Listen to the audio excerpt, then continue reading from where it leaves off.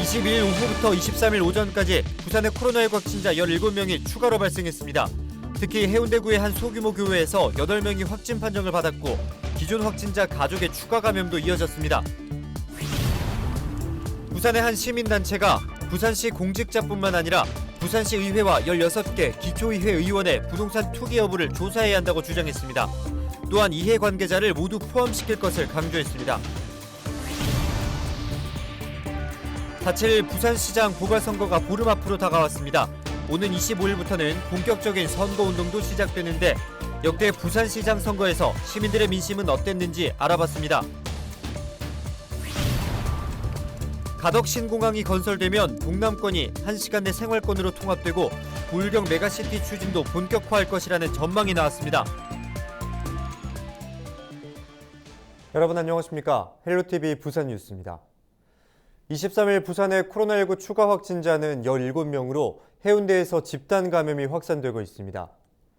첫 확진자가 발생한 해운대구 좌동의 백향목 교회는 등록된 교인이 39명인 소규모 교회로 지난 14일 이들 중 25명이 예배에 참석했고 참석자 23명에 대해 검사한 결과 8명이 확진 판정을 받았습니다. 양산 거주자 2명을 포함해 관련 확진자는 총 10명입니다. 지난 21일 확진자가 나왔던 해운대구 종합병원에 대해서도 환자와 방문자, 의료진 160여 명을 역학 조사 중이며 현재까지 추가 확진자는 없는 것으로 확인됐습니다.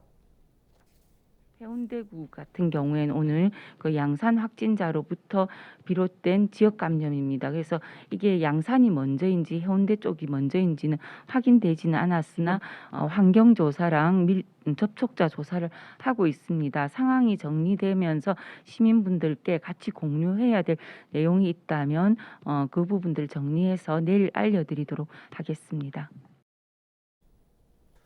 네, 이제 부산시장 보궐선거가 보름 앞으로 다가왔습니다. 25일부터는 본격적인 선거운동도 시작될 텐데요. 역대 부산시장 선거에서는 민심이 어땠을지 안수민 기자가 정리했습니다. 역대 부산시장 선거 결과를 살펴보면 전통적으로 보수 성향이 강합니다.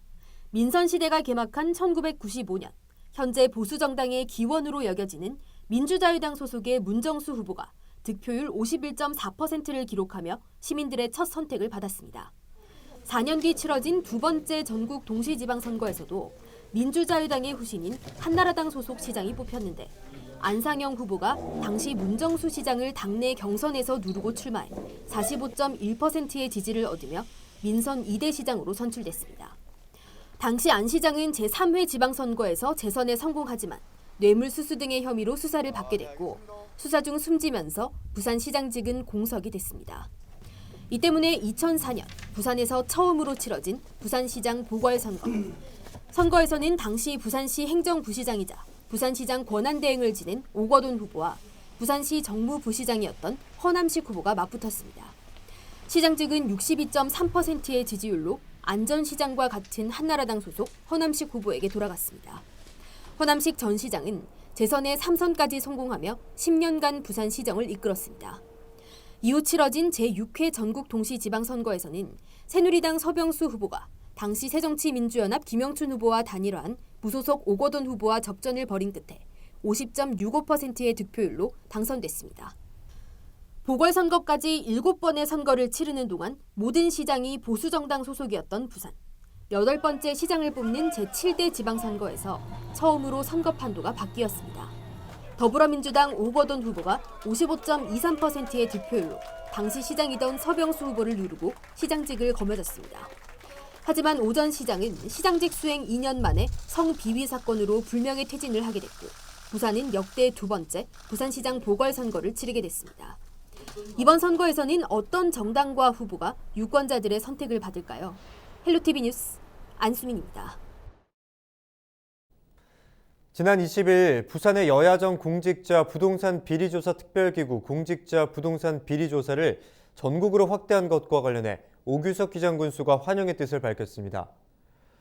부산시 공직자 부동산 비리조사 특별기구는 지난 22일 열린 첫 실무회의에서 이번 특별기구 조사 범위를 강서구 가덕과 대저와 기장 일광신도시, 해운대 LCT 등 기존의 3곳에서 전국의 부동산으로 확대하기로 했습니다.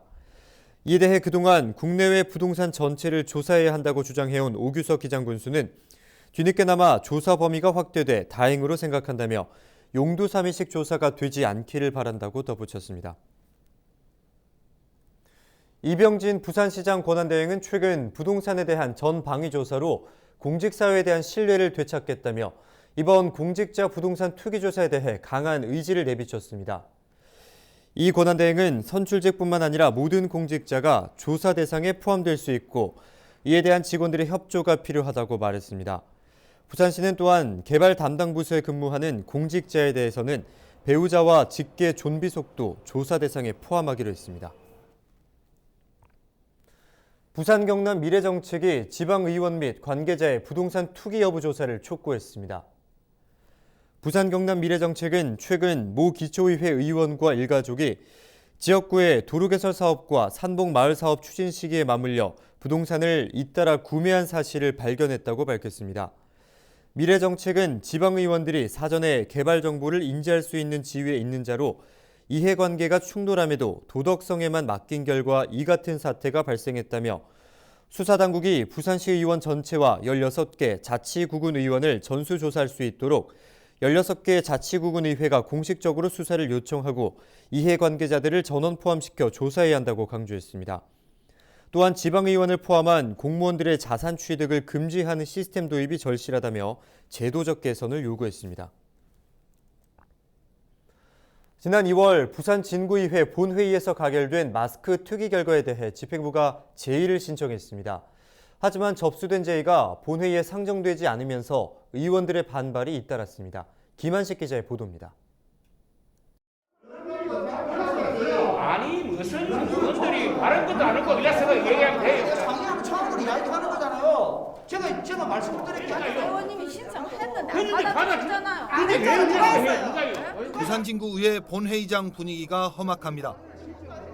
의원들 사이에 삿대질과 고성이 오갑니다. 갈등은 집행부에서 접수한 마스크 투기 결과 제의 신청이 본회의에 상정되지 않은 데서 비롯됐습니다. 단순히 의장께서 시장을 끌 목적이 아니라면 제2요구서는 하루빨리 의원들에게 보내 의원들이 검토해야 될 안건임을 불구하고 본인이 검토를 위해 본회의에 올라온 의제와 관계없는 사안이기 때문에 의사개장이 일단 발언을 좀 의원의 중지해 주시고요. 의장이 발언을 중단시키자 이번엔 의석에서 반발이 터져 나옵니다. 의사진행 발언권을 주셨다가요. 무슨 내용을 하는지 들어보시라고. 집행부는 지난 3월 5일 제2요구서를 의회에 공식 문서로 접수했습니다. 하지만 이후 10여일이 지나 열린 본회의에 안건으로 상정되지 않자 일부 의원들이 문제를 삼은 겁니다. 의제가 상정이 안 돼 있습니다 지금. 그러니까 상정이 안 돼 있다는 거에 대해서 얘기하는 거잖아요 지금. 왜 상정이 안 됐기 때문에 안 된 걸 지금 얘기 드리고 있잖아요. 그래서 저도 오늘 이 자리에서 결국 정해가 선포됐고 험악한 분위기까지 이어졌다 재개됩니다. 최종적으로 이 부분에 대해서는 전체 의원들과 간담회를 거쳐가지고 그 의원님들의 어떤 그 간담회에서 논의를 하겠다고 제가 그렇게 지금 생각하고. 해당 발언이 나오자 의원들의 반발은 더욱 커집니다. 제가 제2요구서 부장님이 검토하고 이런 사안이 아니라니까 이거는 우리가 내가 검토할 사안이라는 얘기예요. 결국 다시 정해됐다 재개가 반복됐지만 합의점을 찾지 못했습니다. 못 받은 사유를 의장님이 설명을 하셨잖아요. 제가 그걸 수긍을 못하는 거 아닙니까, 언니? 이유 없으므로 변호인지성을 선포합니다. 앞에 나와서 지난달 19일 부산진구의회 본회의에서 마스크 특위 결과 보고안이 가결됐습니다. 의회의 특위 결과에 대해 집행부가 제의를 신청하는 것은 이례적입니다. 관계 공무원 8명을 경찰에 고발하면서 집행부가 제의를 신청한 것으로 보입니다. 관련 규정에는 제의가 접수된 날로부터 10차례 본회의 안에 상정하도록 돼 있습니다. 상정된 제의 요청은 전체 의원 3분의 2 이상 찬성을 하면 원안대로 유지되지만 그렇지 못할 경우 폐기 절차를 밟게 됩니다. 헬로티비 뉴스 김한식입니다. 61번째 세계 기상의 날을 맞아 부산지방기상청이 23일 기념식을 개최했습니다. 올해는 기후변화로 인한 해수온도 상승이 기상에도 영향을 미치고 있는 만큼 해양과 기후 및 기상의 연계성에 중점을 두기 위해 해양, 우리의 기후와 날씨가 세계 기상의 날 주제로 선정됐습니다. 기상청은 기후변화로 불확실성이 더 커진 상황에 이제까지 고려하지 못한 다양한 가능성까지 대비해 나가겠다며 정부와 지자체의 탄소 중립 정책을 적극적으로 지원하는 데 역량을 집중하겠다는 뜻을 밝혔습니다. 이날 기념식에는 LG헬로비전 부산방송 안수민 기자와 부산지방기상청 예복과 김민영 주무관 등 8명이 기상 업무 발전에 이바지한 공로로 표창을 수상했습니다. 가덕 신공항이 건설되면 동남권이 1시간 내 생활권으로 통합되고 부울경 메가시티 추진도 본격화할 것이라는 전망이 나왔습니다. 박영강 동의대학교 행정학과 교수는 지난 22일 김해 중소기업 비즈니스 지원센터에서 열린 동남권 관문공항 정책토론회의 주제 발표에서 가덕 신공항 개항 5년 이내에 부울경 지역의 교통망이 확충될 것이라고 주장했습니다. 더 나아가 부울경 메가시티의 토대가 되고 2030 엑스포 유치를 비롯해 관광 마이스 산업의 활성화, 수출입 기업의 경쟁력 강화 등 동남권 경제 활성화라는 파급 효과로 이어질 수 있다고 내다봤습니다. 박 교수는 또 가덕 신공항 교통망을 비롯해 교통망과 철도망 신설 등 교통망의 대변화는 자연스러운 현상이 될 것이라고 덧붙였습니다.